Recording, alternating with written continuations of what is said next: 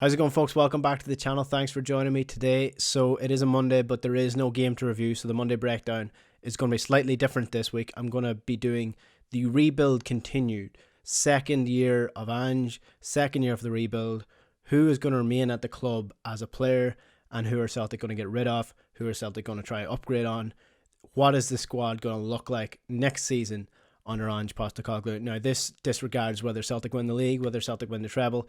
This is just where I think Celtic need to go in order to continue to improve under Ange Postecoglou, and I will hold my hands up and say he definitely knows better than I do. My decisions does not mean that he's going to make the same decision. This is just my opinion. So that's what I'm going to be doing in the video. If you like this video, if you're new to the channel, or if you're not new to the channel but you haven't subscribed yet, do hit the subscribe button below. Leave a comment as well. Let me know your thoughts on the squad and where Celtic need to improve, where they don't need to improve. And like the video as well so more people can see them. So let's get into the rebuild 2.0.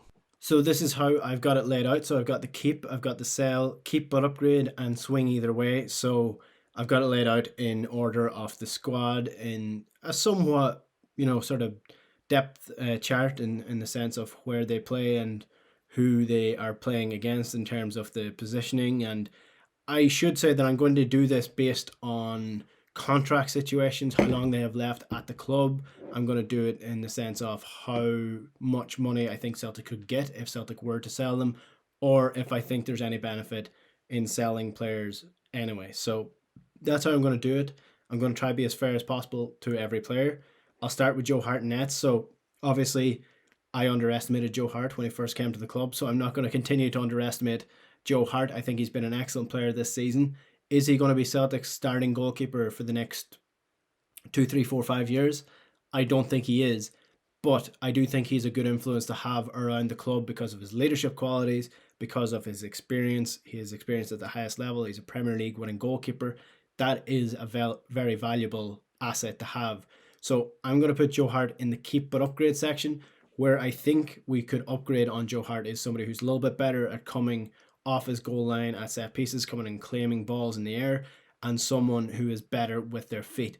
Now, immediately, Gavin Bazunu is someone who springs to mind, the young Irish goalkeeper currently on loan at Portsmouth. He's an excellent goalkeeper. The problem is he's Man City contracted, so there's probably no chance that Celtic could actually afford him unless he was coming for loan. And I don't think at this point in time Celtic should be looking to loan a goalkeeper.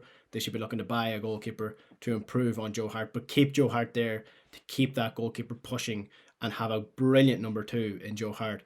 That leads me to Scott Bain, Celtic's current number 2. You could probably say I don't think he's worth having at the club, especially if you're bringing in a new goalkeeper. I don't think he's pushing hard enough for that opportunity to be Celtic's number 1. And when he gets the opportunity, I just don't trust him enough to be that top level goalkeeper. So that's why Scott Bain is the first person that I would sell in terms of the goalkeepers.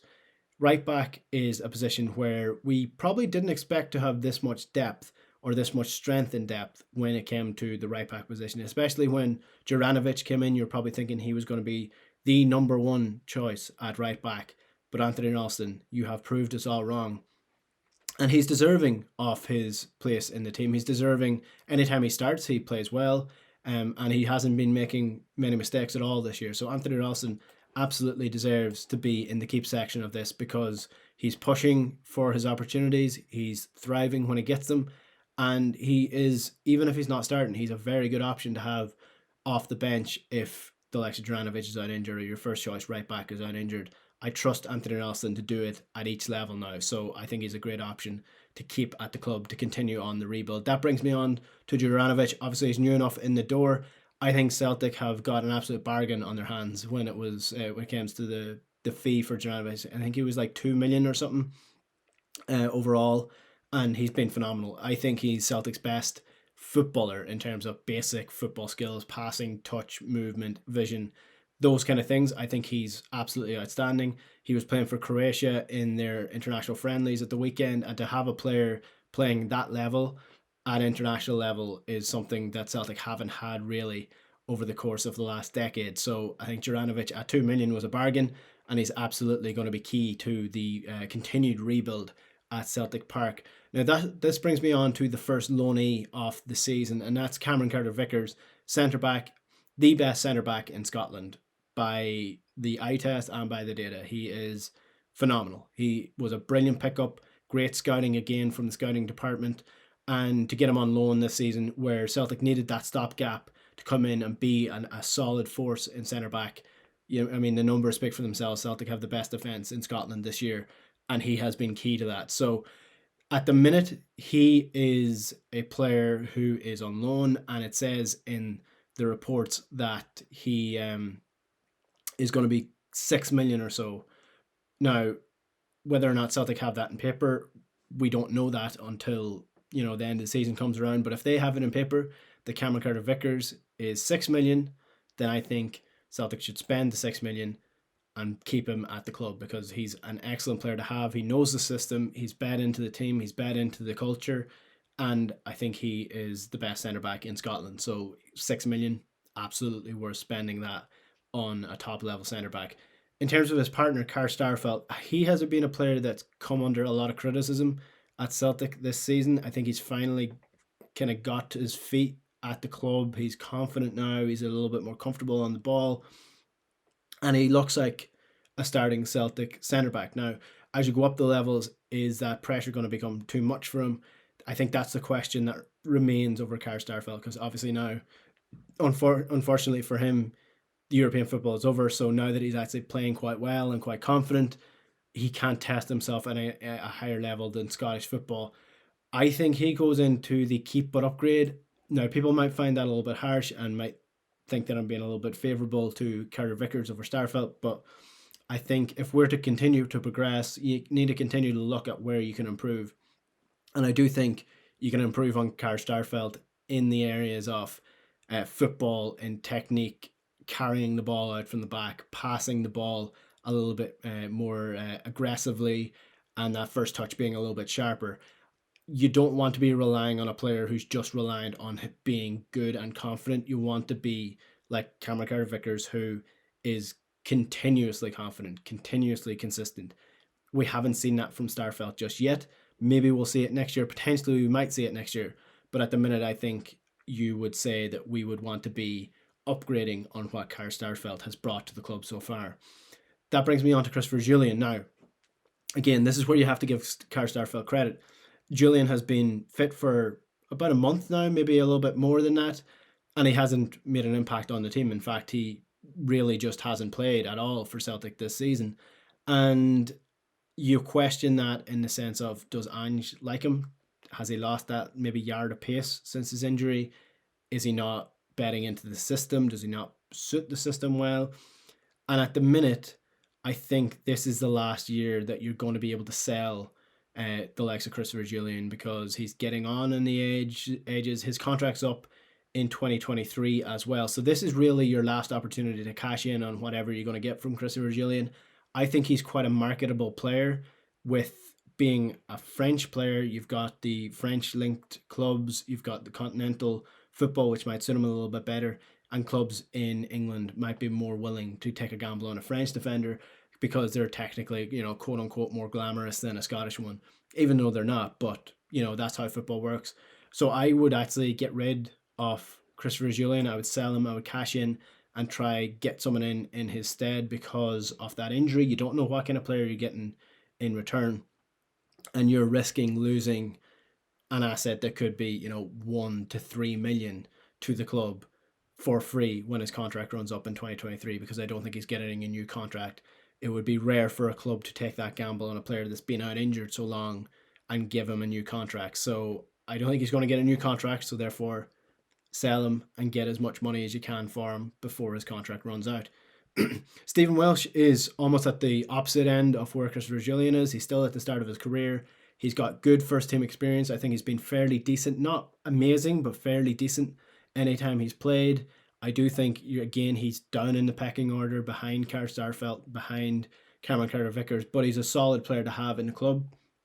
Young, homegrown talent, still going to continue to improve, loads of time to improve, and if he does improve, or if he doesn't, there's still loads of years on the clock, so he's still a very valuable asset. So I think you keep Stephen Welsh at the club for at least another year, see how he develops even more. Left back is a position where I think we're probably weakest in terms of our depth and in terms of the talent that we have here. So we've got Greg Taylor, we've got Liam Scales. Greg Taylor, as noted on the Huddle Breakdown, as noted in several chats, and loads of the data guys will point to this, that Greg Taylor is a very solid option in the Scottish League, in the Scottish Cup, against Scottish teams. But when he goes up the levels into European football, he struggles. He doesn't have the pace to do it. He doesn't have the positioning to do it. He just struggles to make that step up. And that's no slight on Greg Taylor. That's just a ceiling that he has. So I think Greg Taylor is a great option to keep at the club. I'm going to say keep him, but you're upgrading on him. You're upgrading on Greg Taylor to a player who's able to play at Europe, able to play in Scotland, and then you have Greg Taylor there as an option in case that player gets injured. I think he's a solid player to have at the club. I've always said it since Greg Taylor was Celtic's first left back. Greg Taylor is a great backup left back, but he's not a starting left back. And I think that's where Celtic are weakest at the minute. That's where they can improve a lot. And the same goes for Liam Scales. I mean, Liam Scales isn't quite as young as some of the other younger players, but this is his first year in the Scottish League, first year at Celtic. I would even go as far as saying that Celtic is different to the Scottish League. It would be different if he came from Shamrock Rovers to St Mirren or to St Johnstone. You know, there would be an expectation for him to hit the ground running and be a starting player. To go from Shamrock Rovers, who are the best team in Ireland, to Celtic is a massive leap. So it's going to take you about a year at least to settle in and see if you are good enough to push for that starting position. At the minute, Liam Scales isn't. So he's going into the keep but upgrade, because I think next year he'll be better and we'll get to see whether he's good enough to be that starting left back for Celtic. Centre midfield is somewhere where we're massively stacked. Like in terms of the talent, in terms of the depth, in terms of the different positions that different players can take up, it's probably where I'm most comfortable with Celtic squad overall and the makeup of it. There are improvements that Celtic could make, absolutely, but this is where I think Celtic are absolutely stacked in the quality that they have. And it starts with Callum McGregor here. He is versatile. He's quality in each position. He can play 6, he can play 8.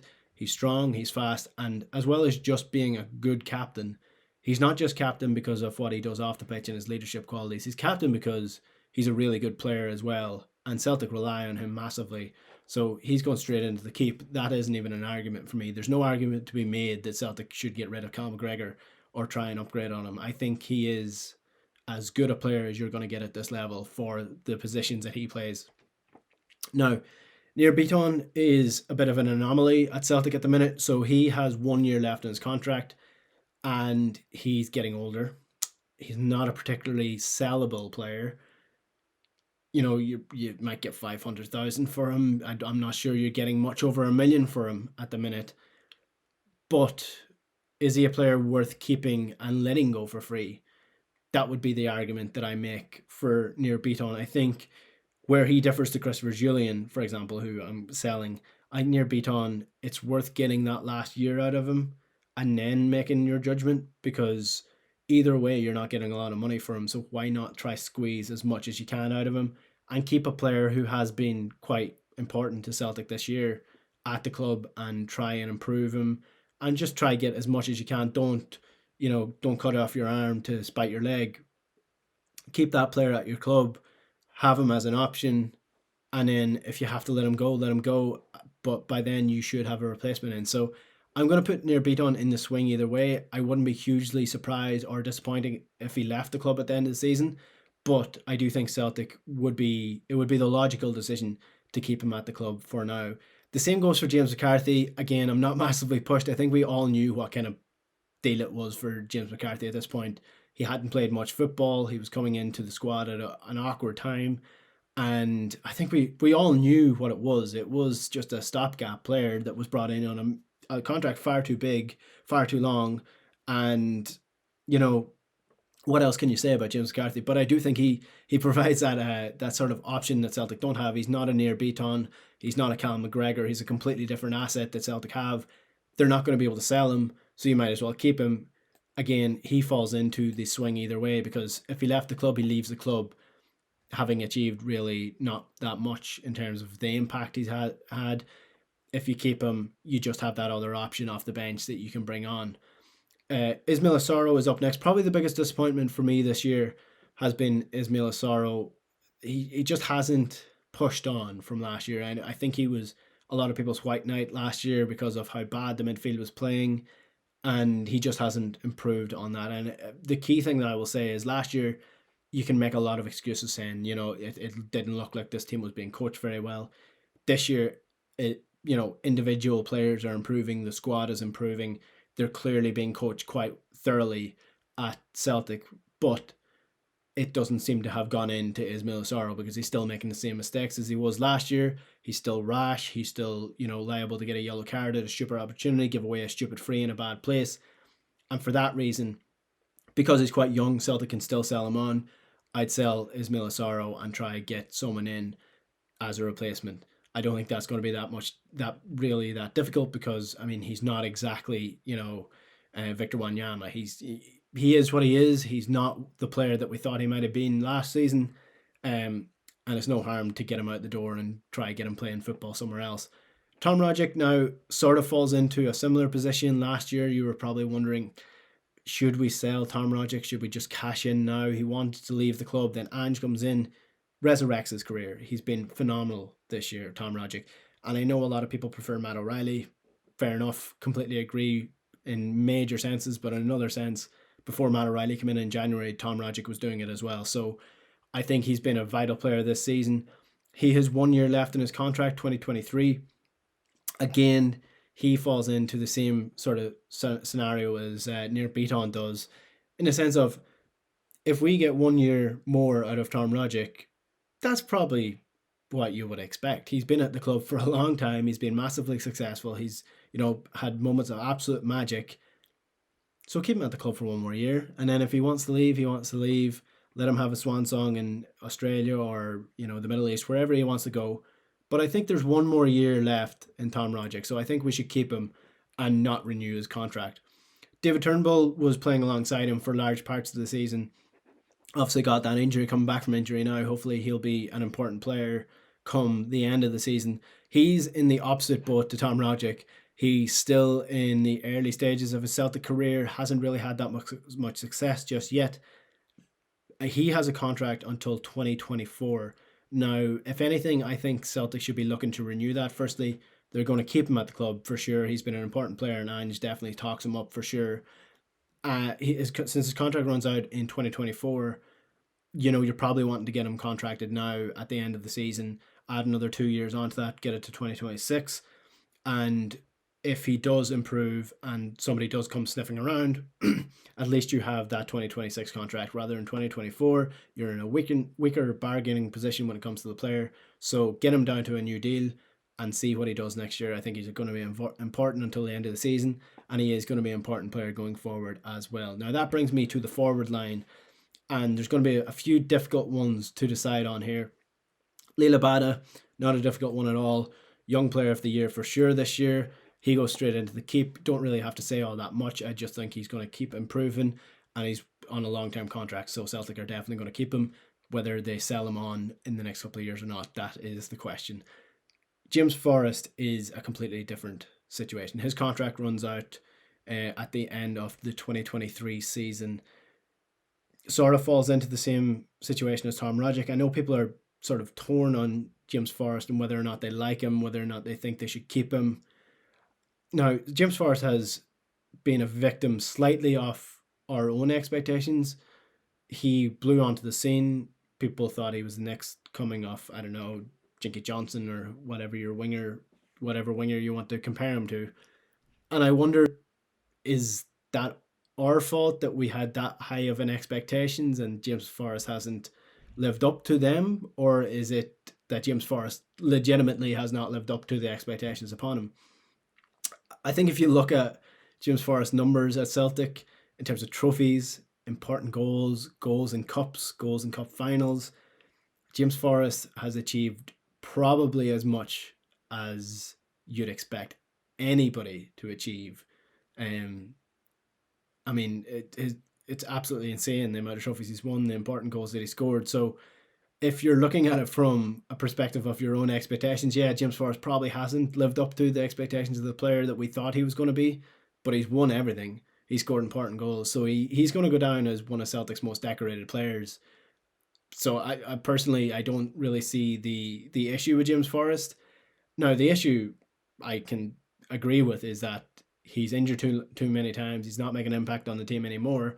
And since his contract is up in 2023, that's why I would actually sell him, because I think he's one of the few players that at his age, clubs in Scotland will still jump at the opportunity to sign him. So I think he falls into this sort of weird scenario that Johnny Hayes went in. It's really a discredit to James Forrest that I'm comparing him to Johnny Hayes, but in the sense of an aging winger that Scottish clubs are still willing to take a gamble on, I think James Forrest falls into that category. So I think he will leave the club, if not this year, at the end of next season. But I think Celtic should definitely be looking to sell him and improve on this position. Abad is the starting right winger. See if we can get a better right winger to replace James Forrest. That comes to Karamoko Dembele. Really difficult one here. His contract's up at the end of the season, so it's either now or never for Karamoko Dembele at Celtic. Very, very unfortunate with the injury this year. Really unlucky for him that he picked that up. This was probably the year that he was going to try prove whether he was good enough for Celtic. It's really hard to tell. He hasn't played enough time. I think, again, he falls into the same category that James Forrest does, in the sense of the expectations that Celtic fans have, and whether or not he can live up to those, it's going to be really difficult to see. I think he's worth the opportunity. He's still so young that, if you give him a new contract, give him 3 years, he's still going to be, 23, 24 at that stage. If he's not good enough at that stage, get rid of him, but give him the opportunity to prove that when he doesn't get injured for practically the whole season, that he's a good enough player to be at Celtic. And I think Celtic have invested enough in him at this point that what is another 3 years for Dembele? I think you need to invest in the youth to see if they're good enough. And if you don't give them the opportunity, you'll never know. So you don't want to sell Karamoko Dembele now and for him to go down to the Championship or League One or whatever, and in a few years' time he's playing Premier League football. So that can happen. It may not happen, but I would keep Dembele at the club just to see what he's worth. Jota is the next player. He's on loan as well. I think at this point in time, we all know that the deal is worth about 6 million as well.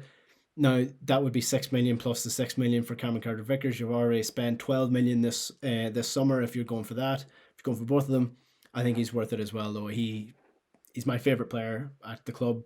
He's brave with his dribbling. He's exciting. He looks to give the crowd something to get off their seats about. And that's something that every Celtic team should have. They should have one player. Celtic should always have at least one player that, goes against convention, that, maybe he's not 100% suited to the system. But if you get too systematic and you don't have these players to get you off your seat, then what's the point of going to these football matches? I think he's an exciting player. Not only that, he's not just a trickster, he's not just a dribbler. He has really good ability in terms of crossing, in terms of getting into the box, getting goals. He's got really good numbers behind his excitement. So I think absolutely he's worth 6 million. You're not getting a player like Jota in the door for less than 6 million. So 100% would spend the money. Maida came in January. Now, there is a reason he's the only January signing that I've included in this list. It's because he's the only one that's on loan, and Celtic have the opportunity to buy him for 1.5 million. That is the reported fee for him, and I think that's an absolute no-brainer as well. I think we're finally getting to see what Maida is worth, what his job is, what his role is, what he's good at, what he's not good at, and he's starting to thrive under those circumstances. So he suits the system. He's a player you can build around. He's a player you can always trust to give you 100%. So I think it's an absolutely no-brainer to give him a contract at 1.5 million. It's an insanely low fee, and it was worth the risk taking him in on loan. So Daizen Maida absolutely would have him at the club next season and as part of the rebuild when it continues at the end of the season. Kyogo, you don't have to say much about Kyogo. He's staying at the club. He's the best player at the club. Incredible signing for the fee. Incredible player. And, as good as Giakoumakis has been since, there's nothing more exciting than watching Kyogo. He's incredible. His movement is insane. And the sky's the limit for Kyogo. He's going to be incredible over the next couple of years. So, no brainer. Don't even have to say that much about him. Giakoumakis, again, I think he goes straight into the keep. finally getting to see what he's good at, finally getting to see a confident player, different to Kyogo, different to Maida, different to Jota. He's a barreler up front. He's unbelievable. He is really good at scoring bad goals, which is an important aspect to having a player like that at your club. Probably not going to be the starting striker, probably not going to be the second choice striker next year if Celtic bring in someone else, but he's a player worth having, and I really like him. I just really like him as a player. I think he always gives you 100%, and I like his confidence. I like the way he carries himself. He's a confident fella, and I do like that from your striker. You want someone who thinks he's better than everyone else. You really do. Some might see that as arrogant. Some might see that as an attitude you don't want at the club. But I want that. I want someone who believes he's better, because he should believe he's better. He's playing for the best club in Scotland. He's playing for a club that are pushing for trophies. He's playing for a club that if you lose more than 4 games in the season, you're probably going to lose the league. So you want a player that goes out with full 100% convinced in his head that he's going to score, he's going to be the winner, and Celtic are going to win the game. So I love his attitude, and I think he's going to be worth keeping at the club going forward. Ajeti falls into the same category as Sorrow. Really disappointing that he hasn't really shown much. Again, a player unfortunate with injuries, but you got to sell him now if you're going to get anything for him. And he just hasn't been that impressive since Celtic signed him. So disappointing for Ajeti, but I think he's not going to be part of the rebuild. He's a player that is expendable for Celtic, and you're probably going to get maybe a couple of million for him. So he's worth selling at this point. Johnny Kenny, be unfair for me to say sell because he hasn't done anything. So keep him at the club, see if he can do anything at a senior level. He's still playing under A's level. He's a young player. He's done really well in the League of Ireland, so we shall see if he gets an opportunity in the team. I should say that I forgot to include Mikey Johnson in the team, which I think kind of tells you where he's going to be. He's going to be in the cell. Unfortunate for Mikey Johnson, just hasn't happened for him. Injuries have ravished his opportunities at Celtic, and there's just not much you can do. I mean, you got to sell him. There's no point in having that kind of player at your club that's not going to be playing over the course of the season. Sell him now. Let him see if he can get a run of fitness, a run of games at another club, and see what kind of player he's going to be. I think he's going to be a decent enough Scottish footballer. He's not a Celtic footballer, to be honest. He's not good enough at this level, which is, it's not a slight on him. It just means he's not good enough at this level. It's really disappointing for him, but I mean, that's just the way things are at Celtic. So just to recap, I'm keeping all these players: Ralston, Juranovic, Cameron Carter-Vickers, Welsh, McGregor, Rogic, Turnbull, Abada, Dembele, Jota, Maida, Kyogo, Giacomakis, and Johnny Kenny. Selling: Scott Bain, Christopher Julian, Ismail Asaro, James Forrest, and Ajeti. Keeping but upgrading on Joe Hart, on Starfelt, on Greg Taylor, and on Liam Scales. And could swing either way. Won't be disappointed if they leave, but also a bonus if they stay. That's Nir Beaton and James McCarthy in midfield. So that is the rebuild, the continued rebuild at Celtic, who I think should stay at the club, who I think should leave the club, and who I think Celtic should upgrade on. What do you think? Let me know in the comments below, and do subscribe to the channel as well if you're not subscribed already. Loads to come this week as we build up to the derby, so a couple of videos coming on the channel to keep an eye on, and to get those, subscribe to the channel, hit the bell notification, and you'll get notified every time that video goes live. Thanks for watching, folks. We'll chat to you later. Good luck.